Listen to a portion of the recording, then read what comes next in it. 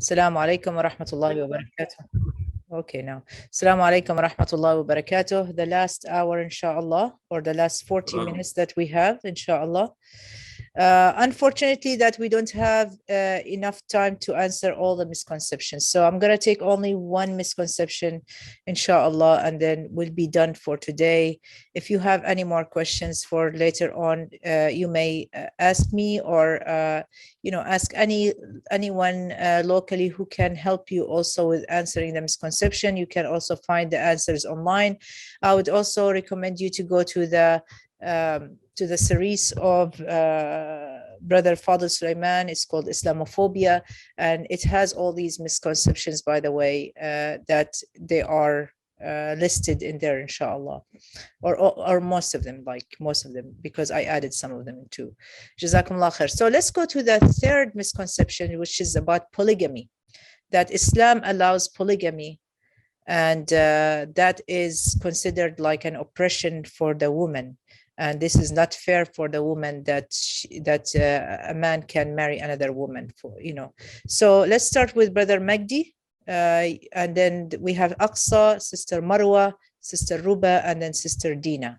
I hope we can finish all of you guys on time, inshallah. Jazakumullah khair. Go ahead, Brother Magdi. Assalamu alaikum wa rahmatullahi wa barakatuh. I will be brief because I know you don't have much time. Well, polygamy did not start with Islam. It was there way long before Islam. And Islam came to restrict polygamy. Like it came to restrict a lot of things that used to happen before Islam. It put rules, it put conditions. Of course, the important one is that the man should be able to treat his wives equally in terms of time spending, and also there should be reasons for that. It's not just he feels like having another wife, he'll go ahead and have another wife. There must be a reason. A reason would be, for instance, his wife fell sick, and she cannot take care of the work of her house or her children. Another woman should come in and help. So which would be better for the man, to have a woman living in his house just like that, or to make it legal and marry her? And on top of all that, the first wife has to agree. If the first wife does not agree, then it's wrong. Another, let's say, instance, the husband of a sister or something died, and left some children behind him. And the man decided to take that woman, the sister of his that woman, and take care of his children. So what would be better, for them to live in a house just like that, or to legally marry? And there are lots of other circumstances that could, in fact, to be better to have to allow a man to have more than one wife. I know there are other. I'll stop here. I know there are lots of other. You have more people who want to say something, and I want to give them a chance. Thank you. Jazakumullah khair, Brother Magdi. Sister Aqsa, are you there? Sister Aqsa. Yes, I'm here. Yes, go ahead. In Quran, it is allowed for a Muslim man to marry 2, 3, or 4 women, but it is not encouraged to do so.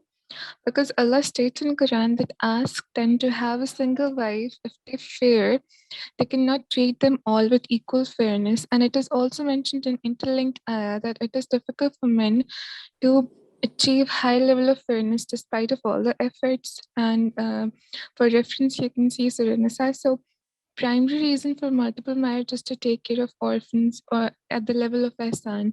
So nowhere in Quran it is stated that marriage is to fulfill lust and desire. That's a complete misconception.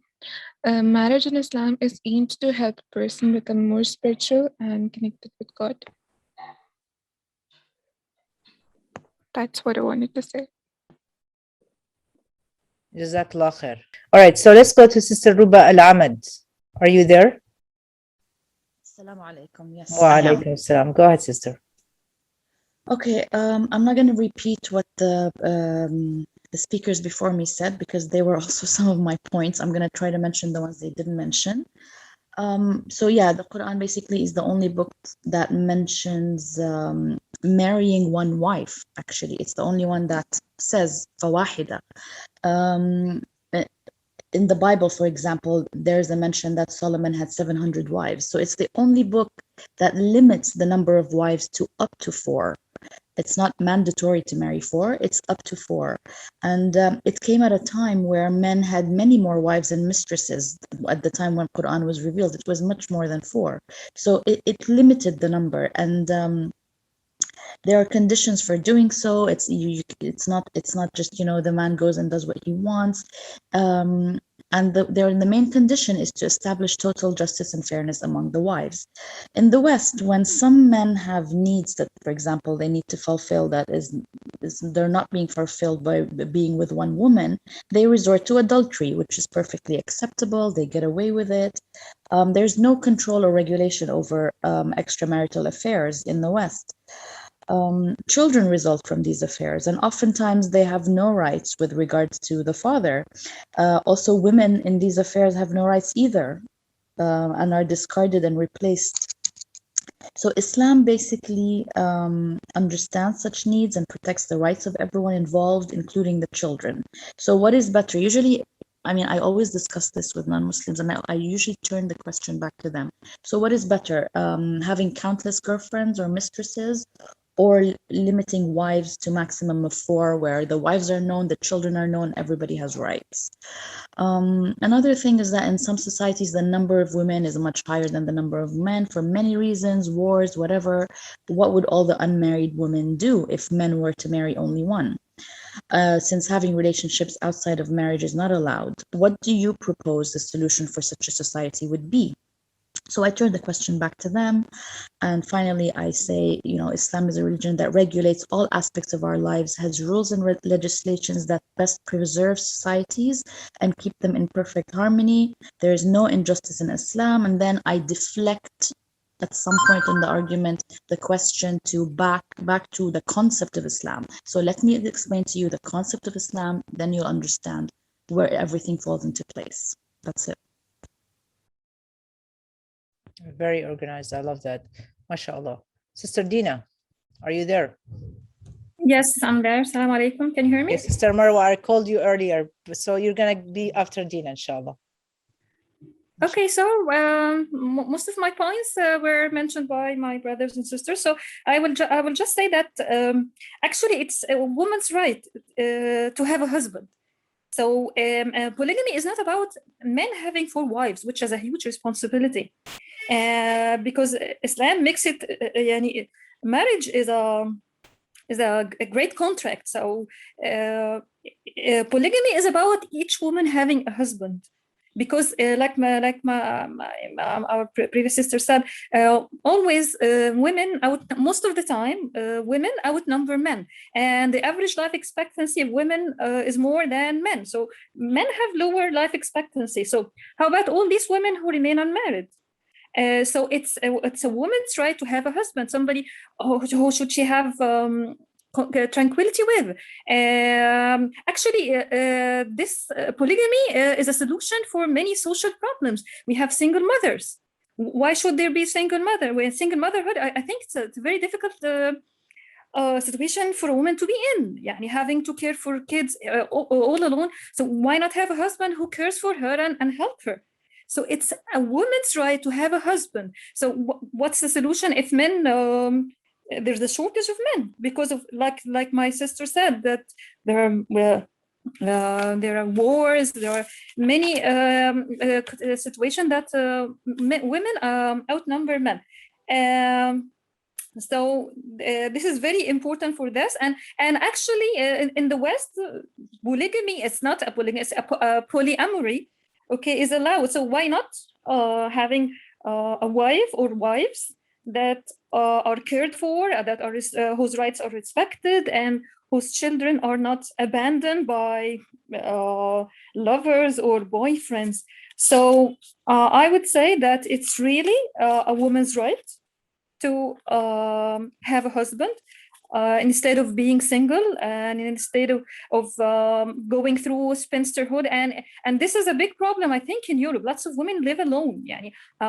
What about the emotional needs of these women? So polygamy caters for this. And I think after World War II, maybe the German parliament was discussing this, but because this is an Islamic concept, they refused this idea. So it's a solution.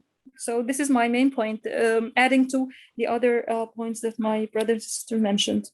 Thank you. MashaAllah. All right, Sister Marwa, your turn.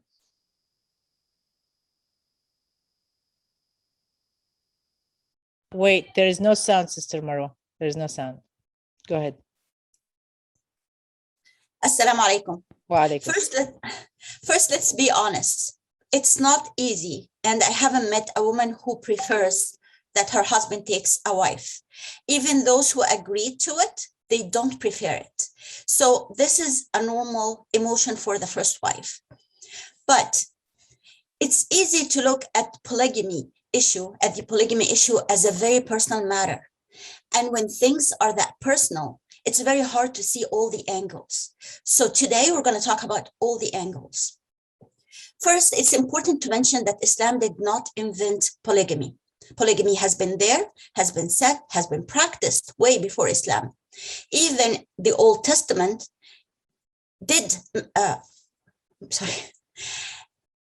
even for the people of religion like Jews, there are no verses in the Old Testament that limits the number of wives. The New Testament did not object to that matter either. As a matter of fact, it's clearly stated that prophets such as Abraham and Solomon had multiple wives, and Christians and Jews read that in their book every day. But when it comes to Muhammad sallallahu alaihi wasallam, peace be upon him and peace be upon all of the prophets, it became shameful. Do you think this is objective? Moreover, Islam was the first religion to limit the number of wives to 4 and under strict conditions. Second, we always look at polygamy as an advantage to the men and disadvantages to the women. In Islam, that's not always the case. The Quran did not encourage men to take more than one wife. Allah said clearly, فَإِنْ خِفْتُمْ أَلَّا تَعْدِلُوا فَوَاحِدَةً. But if you fear you will not be equitable, then only one. According to the American Association for Marriage and Family Therapy National Surveys of 2018, it indicates that 25% of married men have had extramarital affairs. This is sad, but it is a fact that we have to deal with.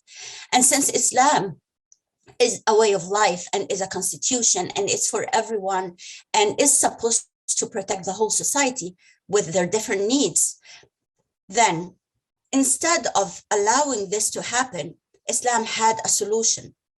Many men cheat on their wives. They have kids from those unlawful relations. Then those women and those children, they fight for their rights later. And it's hard, and they have to go through hassles to prove those rights. So Islam came with a solution that protects all parties. We also look at the subject from an ethnocentric limited angle. Many countries are facing hardships, wars, and many challenges that having a husband would be the way to safety. You know why? Because in Islam, a man is responsible to provide for his family. He's responsible to provide for his wife and for her kids. He's accountable in this life and in the hereafter. He has to be just and fair to every single one. Do you think this is an advantage? The Prophet ﷺ said, the best amongst you are the best to their families, and I'm the best to my family. So to conclude, Islam was the first to limit the amount of wives, did not encourage second marriage or polygamy, but left it to the changeable conditions of humans, which is respectful and compassionate. Islam gave women a lot of rights to ensure quality of life. Islam protected women's rights by allowing polygamy. A husband has to work hard to ensure that he's just, that he's treating his family in a kind, respectful way. Do you still believe or think that polygamy is one-sided advantage that men has? I surely don't think so. Jazakallah khair. Is that it? Yeah, that's it. Okay, Jazakallah khair. I'm sorry, did I miss something? No, you just stopped there, and I'm like, you didn't say that you're done. Okay. Oh, I said to conclude. To conclude. Okay, you're right. I'm sorry. My bad. All right. So, mashallah. Mashallah. All your responses are great. And seriously, I don't want to be like, adding anything, because most of the things that you said are the real, like the same things what I wanted to say. So let me go ahead and share over here what I did, right? So we're going under polygamy, which is under general, right? Yeah, bismillah.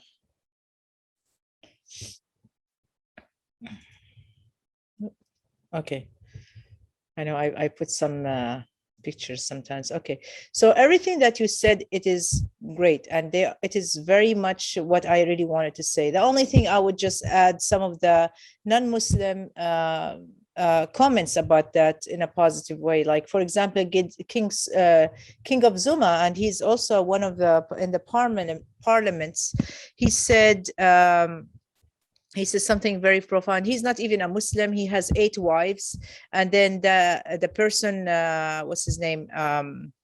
A reporter came to him and he told him, how come you have 8 wives? Isn't that like, oppressing your wives and things like that? And so King of Zuma, he was not apologetic. He actually answered him back and he said, the problem is not with me marrying more than one woman. The problem is with your culture, who thinks that you are superior than any other culture, who think that they are better than them. Just thinking about it, right? All what you said, guys, is correct. Like whether it was Brother Usama, Brother Magdi, Sister Aqsa, Marwa, Rubal Ahmad, Dina, all of you did great, mashallah. The only thing I would just comment on is when Brother Magdi said that the first wife has to agree. No, she doesn't have to agree, but she has the right, if that she knew that the husband married another wife, she has the right to ask for divorce. So that's one. That's actually in Egypt that she has to agree. Subhanallah. Yes, and then what other things I'm trying to say? Yeah, Sister Marwa, I love what you said, all what you said, mashallah. And the most important thing that really dragged my attention is when you emphasized at the beginning and you said it is not easy. So it's kind of like neutralize this feeling of trying to say like this is oppression, this is this and that. It's just like when you said it's not easy, it's like you calmed everybody down, like, that was really good when you said it this way. Rubal Ahmad, when also Sister Marwa, when mentioning also the Bible, and that it was very common to have more than one, more than one wife. When also Ruba said that adultery is accepted in the West, and she used logic in that, right? When she said also number of the women are more than the number of men, not to mention also that the gay men population is way higher than the lesbian population. And so, you know, more people are gays, men, that means also less men, not only just like that they are men heterosexual, but also homosexual, even that they are more, right? Dina, also you said that each woman has the right to have a husband. And I love the way also you put it in that way, that every woman has the right to have a relationship. Now, what I don't like when you said, it's not I don't like, but it's like a comment, let's say, about this. When you said single mothers, you know, they need a support, a financial support. But someone from the West would tell you, but we have the welfare, like here we have the food stamp in America, right? So she can actually go and apply for a food stamp, and she will get all the help she wants. She can go and apply for Section 8 or authority houses if she needs a place to stay or something like this, since she has kids that they are minors. You know, but you can answer her back that, or answer them back that she needs that also emotional support, that she cannot find it with the government. And this is a very important, this is a mental health problem. And this is very important, right? So yeah, Jazakumullah khair. Actually, I said all of that that you said, actually, I have it in my slideshow. Like we have also the polygamy and polygyny. So what we are doing, okay, hold on. I did a mistake. I made a mistake here. So this is supposed to be polygyny, not polygamy. So polygyny is the right to say, and Ruba said also polyamory, which is not very commonly used in the West, by the way. You can only see it in documentaries, but you really cannot see that in like in the West. So we use polygamy. That means a man can have more than one wife, or a woman can have more than one husband. But the correct terminology is actually polygyny, that which is a man has more than one wife. So yeah, most of, as you said, 98% of the Muslims are married to only one wife. So it is not a common thing that men actually marry more than one wife, because it's a big responsibility. And it is tahdeed, not ta'deed. That means we limit the numbers, but we don't actually multiply the numbers, just like Brother Magdi said, and so on. So all of you guys, you said correctly, mashallah. The only thing I would say here, I would quote from that book for Peggy Vaughan, who wrote the monogamy myth, when Sister Ruba said that it is allowed to have mistresses and to to practice adultery, but it is not allowed to have polygamy. So she said that the West is more polygamist than any other culture in unethical way. So they use kind of hypocrisy or double standard values for, against the Muslims. Jazakumullah khair.